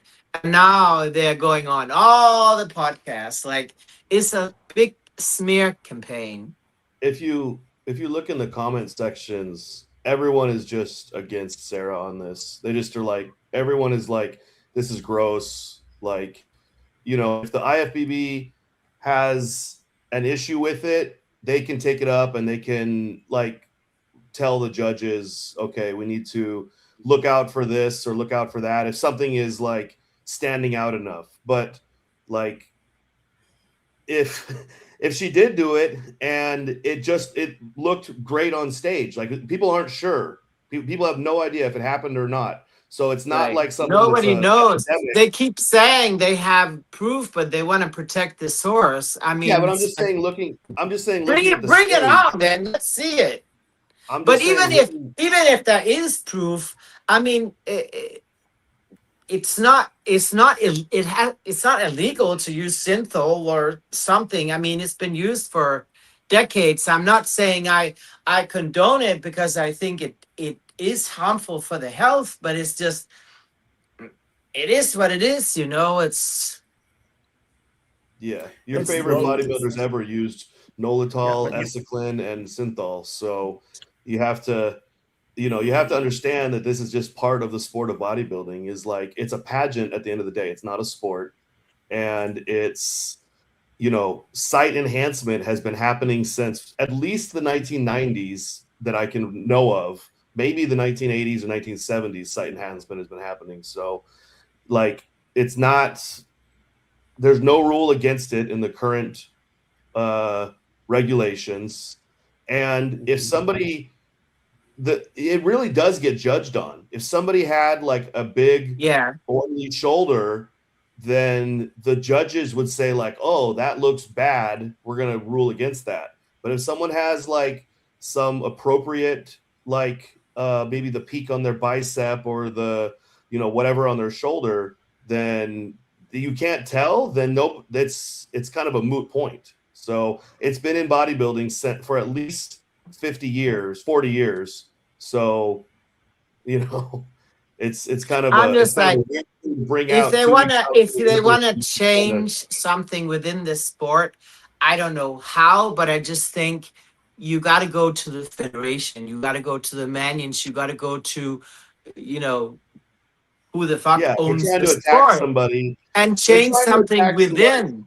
Christ. They're trying to discredit her. It's an attack, and I don't like it. I have an issue with what they said, like what you said, Hella, is that they say they have this proof, but they don't show it. I mean, they want to protect the doctors, so they don't want to show anyone.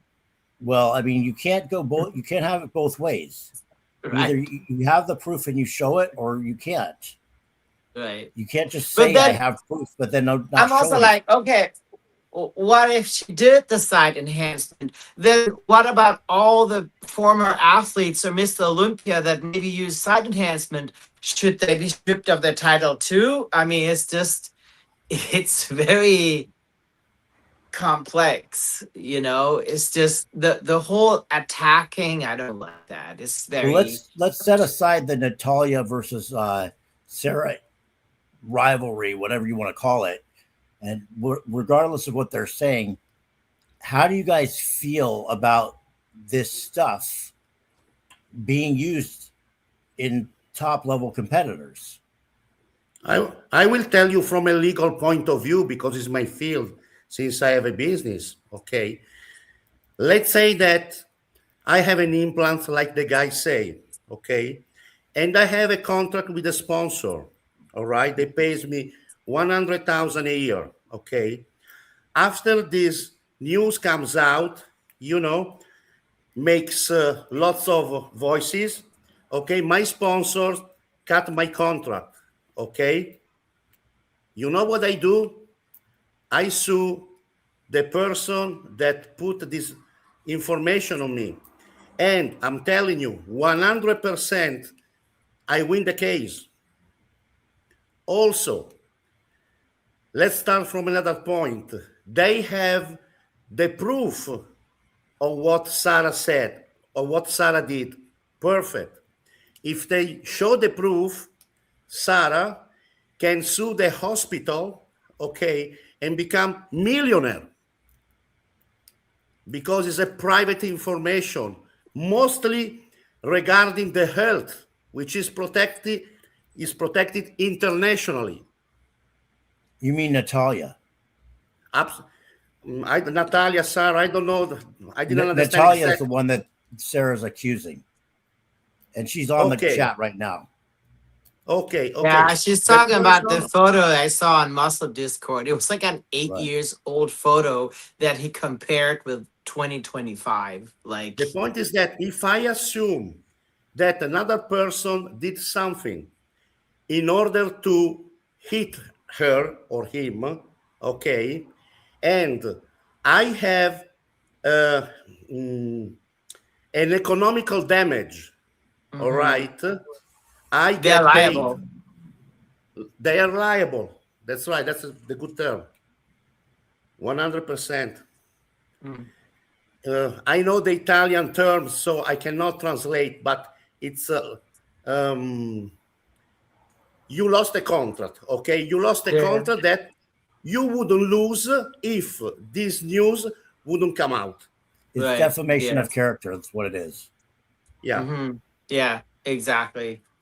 So, And in other words, is this singling out one athlete, you know, and she just lost to her, and right after the they start, you know, pointing their fingers, and even more than that, you know, really defamation, and then quiet, and now 4 weeks before they're starting up again. This is a vendetta, and a vicious one. It is a vendetta, but it's stupid because the guy who was making the interview, okay, with Palumbo, he said a name of a hospital. Now the person can sue this guy, telling him, okay, now you tell me who's the hospital and who is the doctor. And if he says no, it's defamation. He is By the ruining penal his code. wife's name. I mean, she's also in on it, like posting a lot on her Instagram, but like they're ruining her name. That's right. Wow. When I heard the interview, because I don't see the sport issues, I see the business issues Yeah. I work with. Yeah. So, aside from this personal beef that they have between each other, what is your guys' feeling about this stuff being used in general? Should they do something about it, or should they just ignore it? I think, like Luke said, you know, I've also sat in a judging panel in Denmark at competitions, and we were directly told, like, if it's obvious it's oil, if you can see it. I mean, sometimes you really can see it, like it's like deformities or lumps, you know. If you see anything, they got to get marked down for it. But I think it's unrealistic to say that they can take random MRIs, and then who's going to pay for that? What if they say, like you said in the contract, you got to, if they point you out and say, take an MRI, who's paying? Is the athlete paying? And then what if it's like negative? Then they're paying, or what? Like, it's just, you cannot the just. irony that they care about getting an MRI for a possible implant, but they don't care about getting any kind of health checks for any kind of athlete. They're like, that's so ironic. You know, if you really wanted to care about the athletes, I think you should make sure athletes got health insurance. You know, like many other jobs, this is like a professional field, and there's no type of health insurance or anything. Some athletes can't. I worked with athletes that couldn't afford blood work, that really were poor, where I'm also like, okay, that's not a good scenario. But it's like there's no help, there's no pension, there's no health care, there's no nothing. If you really care about the athletes, maybe like, let's get a union or something, right? Hell, allow me. For job reason, I have to insure my employees, okay? And on the book of the insurance, it's written clearly what kind of medical you use. Okay, your medical background, and if something happened after, you know, there's something happened to you, and on the blood work comes out that you take this, the insurance doesn't pay. Yeah. So Actually, I mean, the insurance don't want to pay normally. yeah. You, so Yeah. it would be a great idea anyway. But I totally agree with you. You know what you said? It's up to the judges. Yeah. The judges has to stop and say, okay, it's clear that Luciano, had Sintor. Okay, Luciano, you deserved second. Okay, let's go last. Yeah. It's a message. It's a message for everybody. It's a message. Yeah, for sure. Because even at the Olympia level, on the top level, we see exactly who you Sintor and who doesn't. Because when you flex and your muscle are just blown with no striation, nobody's stupid. Okay. But it's up to the judges. Yeah. I don't have to say, hey, I'm going to play devil's advocate for a second. Come on. I'm going to play devil's advocate for a minute and say, hypothetically, whoever wins Mr. Olympia, Derek, Samson, whoever, Hadi, not Hadi, but Andrew, whatever. Let's say somehow it comes out that there is proof that they're doing this. How does that affect the sport? That they actually have, plastic implants. I will tell you from a legal point, is a fraud. So should the IFBB be concerned and be involved in it, or should they just wait for it to happen? I mean, if there's no ruling against it from the IFBB, it's nothing that says you can't do it.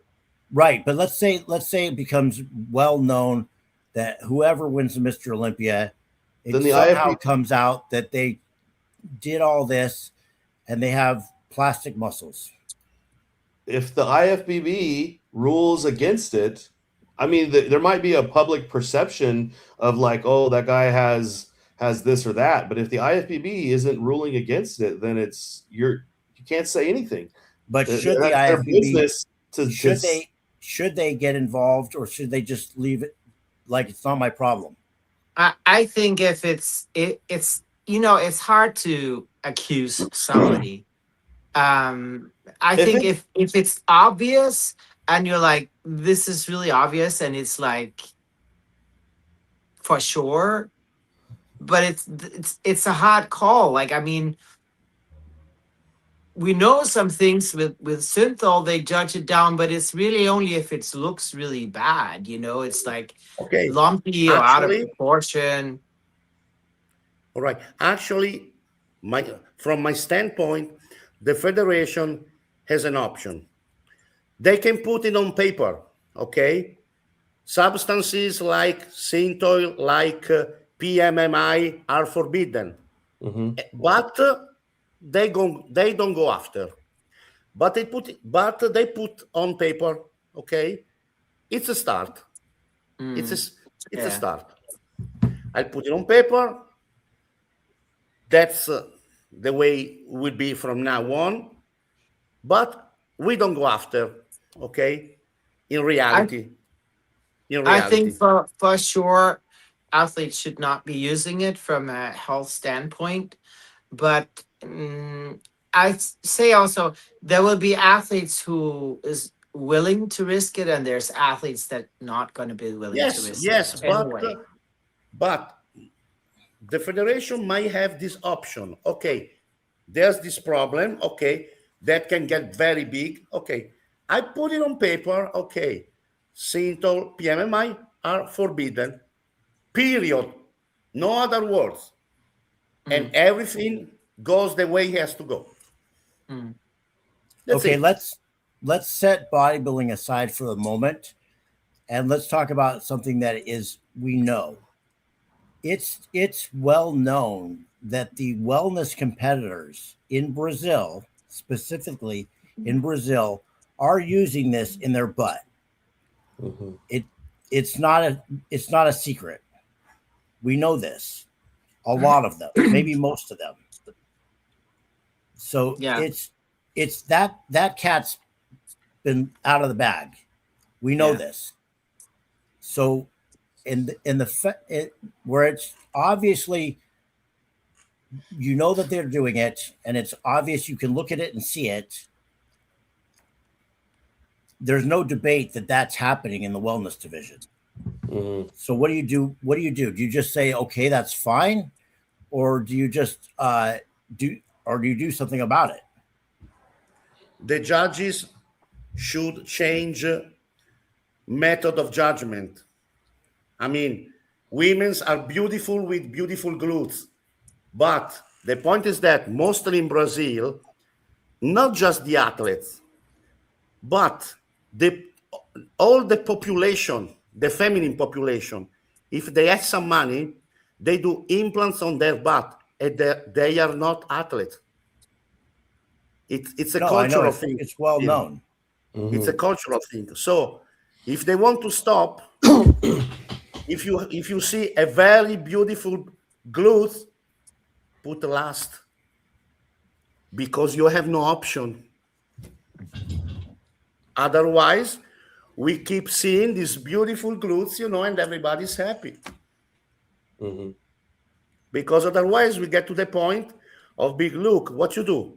MRI to all of them. Too much money.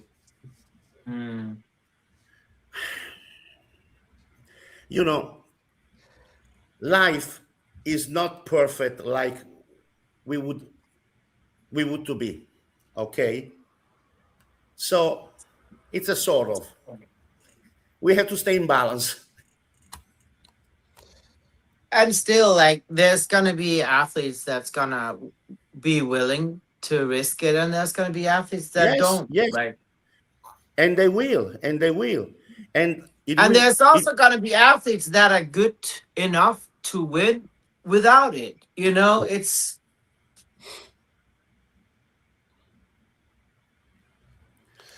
Yeah, but. Yeah, I mean, I guess it's a sticky subject. I mean, personally, I just don't like the way the way this all was orchestrated. We all know what the agenda is here. When speaking about it specifically, personally, I would never put synthol or PMMA in my body. It scares the hell out of me, frankly. But since there's no rule against it, and if an athlete wants to enhance something slightly, I mean, I don't really have a problem with it as long as it's unnoticeable. Like if it is noticeable, I mean, people are already also using side injections, right? I mean, I never used Synthol, and I still won many shows. It's like I never wanted to risk it because I was always scared. Like you say, it freaks the shit out of me. I was always you see these people oil squeezing out of the arm or deformities. Just what is that oil gonna do in there? It's gonna lay there forever, or can it travel? Or for me, it just scares the shit out of me. I always said there's life after bodybuilding, and it's a personal choice, I guess, at this point. It is a personal choice, Hella. But once again, okay, we use anabolics, and the anabolic is supposed to improve the protein synthesis, okay? If we talk about Synthol and other enhancement of aesthetic, it's aesthetic surgery. It's something different. Now, everybody's free to do whatever he likes, but we as an athlete and the judges, they will see clearly who use Synthol and other things like that. Why? Because when you flex the muscle, if you're dry, is supposed to have cuts. If you are big, shredded, mostly all over, and your shoulder are just like two balls, or your biceps are the same size, if you straighten them or you flex them, there's oiling. Yeah. But it's up to the judges. Yeah. And the judges shouldn't say, you use this, you do that. It's clear. last call out, Mm-hmm. without say anything. Mm. Who has to understand? That's the only way that I think you could regulate on it is through the judging, because like you said, if the IFBB puts the rule in, people will probably still try to use it where it doesn't look noticeable, which like is probably already happening in a lot of bodybuilding already today. I mean, even there's other things too. There's hyaluronic acid. There's a lot of different things that people are maybe just putting in there for inflammation to make, like a Nolotol or something like that. So there's a lot of site enhancement happening. So are you going to ban site enhancement of any form? Is that what they're trying to?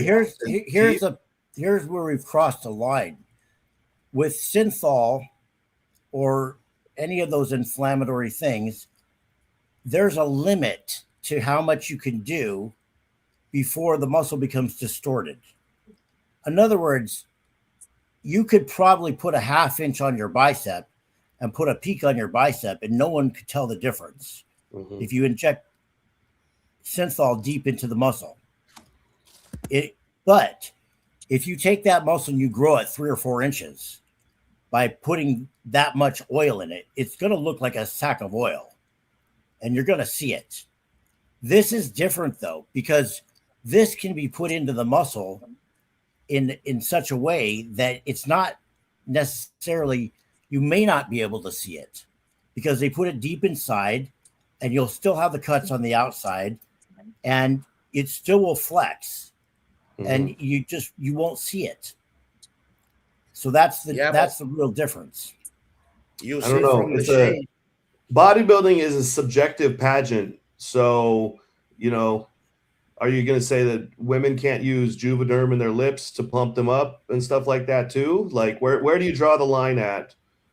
That is what you're saying, No, I hear what you're saying. I guess for me, look, if I trained, 20 years to develop a top level physique, but somebody else, they could go to the doctor and they just get implants put in different places. Well, that's not true. That can't happen. True. You cannot sculpt a body with implants. You can maybe put a minor here and there, but you would be able to tell. You can't go to a doctor and say, okay, make me a bodybuilding body. I want the delts, I want the traps. I can tell you this. You're talking about a fantasy. Rich Piana did it. I saw him do it. I actually coached him for the show that he competed in, the last show he competed in. And when he showed me his arm, he flexed it, and he was 24 inches. And I said to him, what is in your arm? And he said, nothing. It's just site injections. I'm like, come on, Rich, this is me. I can see. It looks like you got a football in your arm or something. But he had that stuff all over. He had it in his shoulders, his arms, his back. But he also did not look natural. You could tell. You could really tell. Right. I trained at Gold's Gym together with him. You could tell. He looked fake as fuck. But he also built a body. Like you're saying, if you went to a doctor and you didn't have to do any of the training, but Rich did do the training. So Rich did train hard. Rich did have muscle, but he enhanced the existing muscle. Right. Yeah, what I'm saying is that Rich doubled the size of his muscle. But they would knock that down because he wasn't a good bodybuilder. Like he couldn't win his pro card. He was not a good enough bodybuilder to even win his pro card. It didn't matter what he put in his fucking arms or his legs or his dick. It didn't matter. He couldn't win his card. I believe what it really comes down to is still old-fashioned hard work. You gotta diet. You gotta eat a shit ton of food in the off season.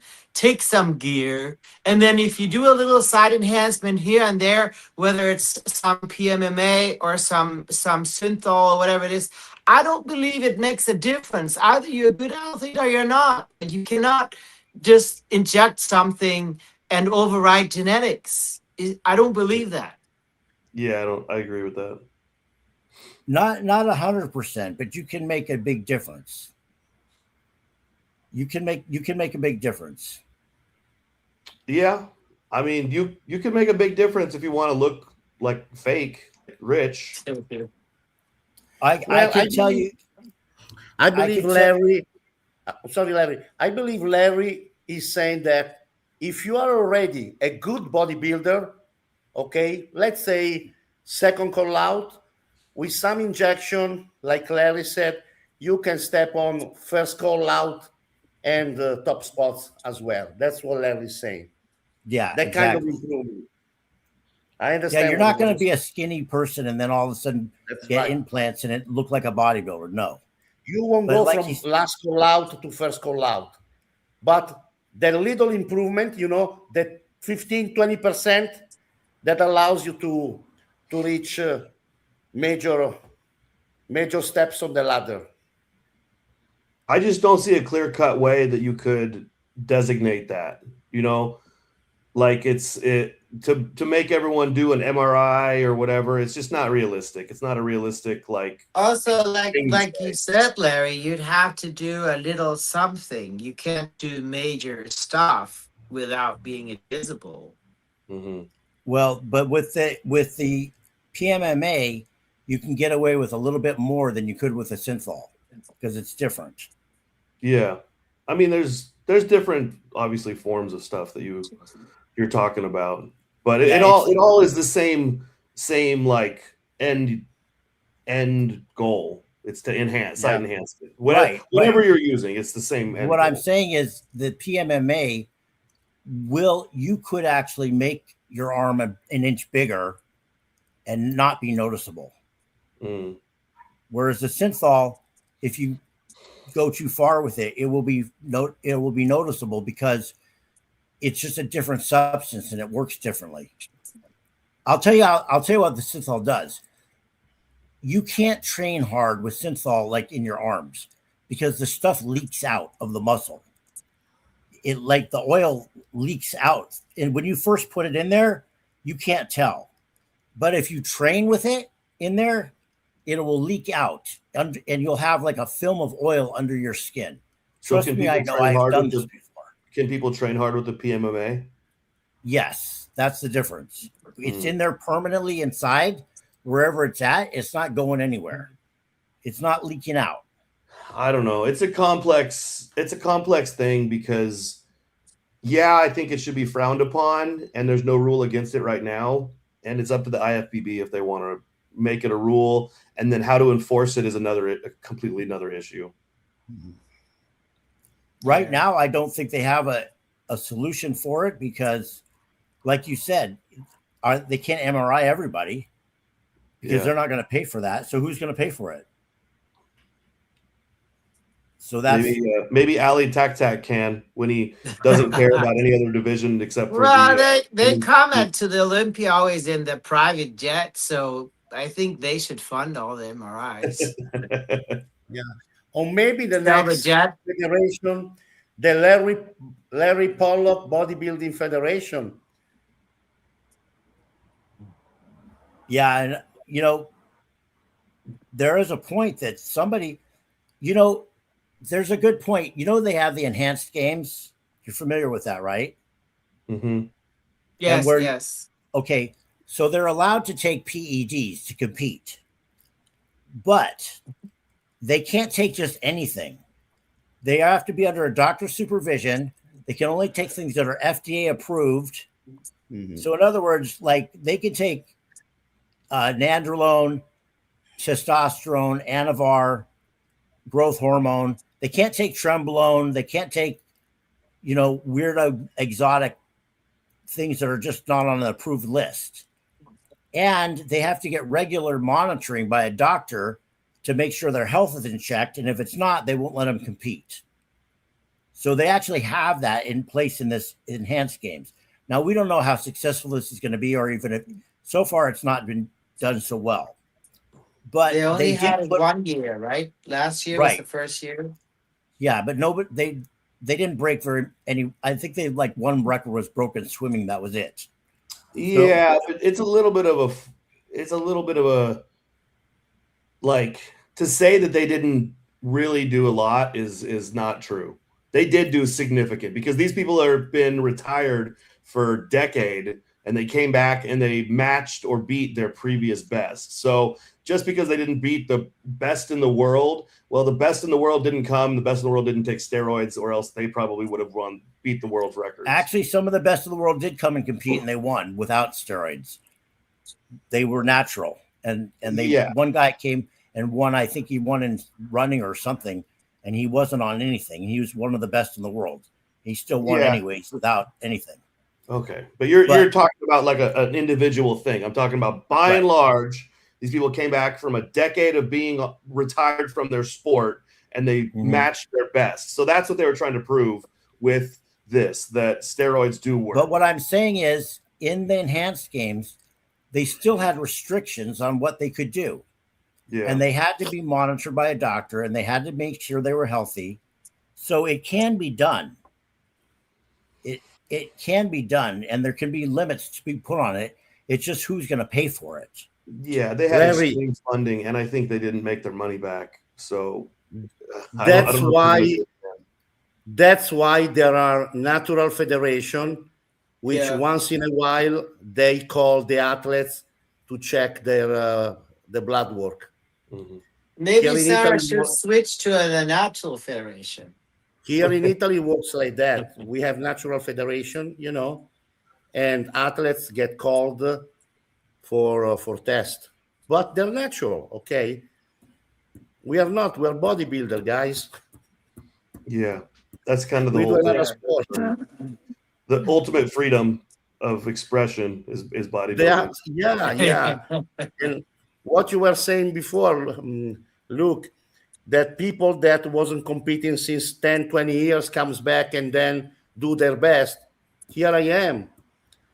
I won the overall at the Ironman, 80 kilos, so 176 pounds.